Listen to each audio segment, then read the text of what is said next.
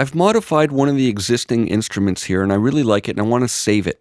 So what I'm going to show you in this video is how and where to save a patch, and in the next video we're going to look at how to edit the tags or create and assign the tags, the attribute types and the assignments in this new saved instrument. I want to show you what I did here. I have a synth loaded in here with filter controls and I customized the front panel here. I assigned a new group here and assigned controls for timbre and start in the edit page to control these sliders over here, respectively, timbre and start, and they help sort of shape the sound. We haven't looked at these yet, but we'll get to it.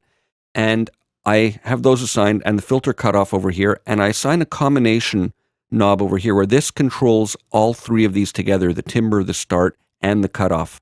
Let me show you what this sounds like.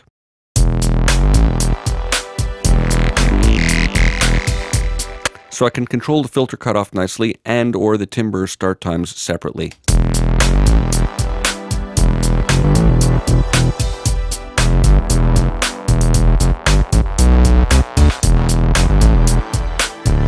But what I can also do is control all three together with this, and you'll see all the knobs move together when I move this one.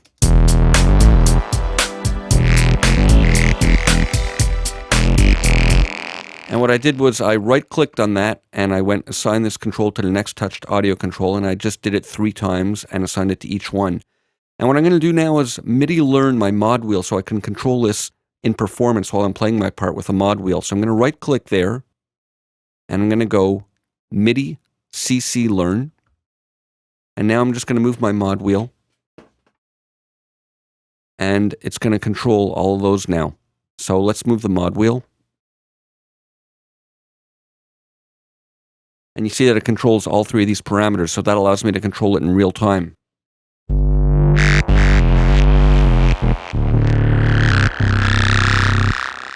Alright, so I want to save this patch. Let's go into the patch browser. We don't need to do it from the patch browser. We can do it from the utility menu. In fact, we are going to, but I want to show you what it looks like in the patch browser so we can see what's happening. Now, a couple of things to remember when you're saving a patch. Patches must be saved into a category folder within the user folder. That's the first rule. So what does that mean? Let's look in the Finder, and I'll show you my file pathway. We looked at this in one of the earlier videos, but in my application support folder, I have my Spectrasonics folder and my Steam folder, and it's an alias because it's located on another drive, but I have the Steam folder, the Trillion folder, and then the settings library folder, and then in there, my patches, and this is the same for saving multis or patches. The only difference is you go into the multis folder instead of patches. And then within the patches folder, I have a subfolder called factory, and in here you'll see Trillion, Trilogy, and Extra Bass Legends, and I have a user folder which has a few different predefined folders there that are useful as a starting point to save your patches into, but you don't have to use these. You can save them to a user-defined folder in here. I can create one either here in the Finder with a new folder command or within the Save dialog box, but I can create my own custom categories here. But you'll see these 3 categories here, and now back in the patch browser, when I look in directory, we see those here, Trillion, Trilogy, and the Extra Bass Legends, and there's no user entry over here because I haven't created anything, but there will be once I create and save this patch and create something in the user folder. That'll appear here as well in the directory.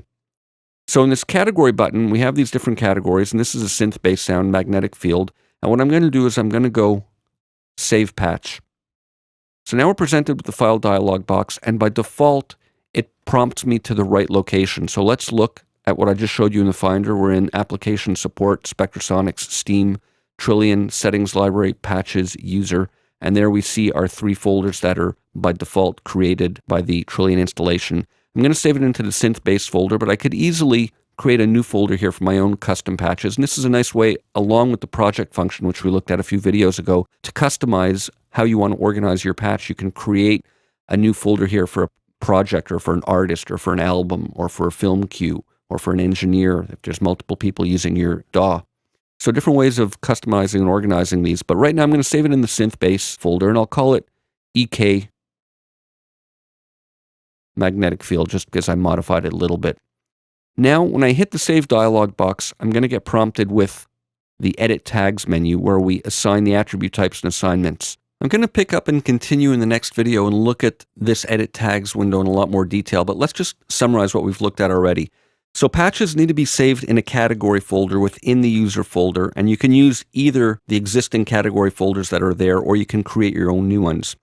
Now, additionally, you can create a new folder alongside the user folder. So going back to the Finder, like right here, if I created a new folder right in this area over here, in this directory over here, alongside the user folder rather than within it, what will happen then is in Trillian, it'll appear alongside the other folders in that directory drop-down menu. So you can have sort of a meta hierarchy to filter your display if you really want to have a large user library that you can access completely separately from the rest. So you can create it alongside the user folder. And when you do that, you need to reinstantiate Trillian in order for it to show up, because that's sort of like a major change to the file pathway. And you manage these folders and patches in the Finder or in Windows Explorer if you're on Windows. And what I mean by manage, if you want to rename, relocate, or delete any of these patches or multis you're creating, or the folders that are going to be containing them, you manage that from within your OS. So that's it for now. We're going to continue and look at this Edit Tags window in the next video.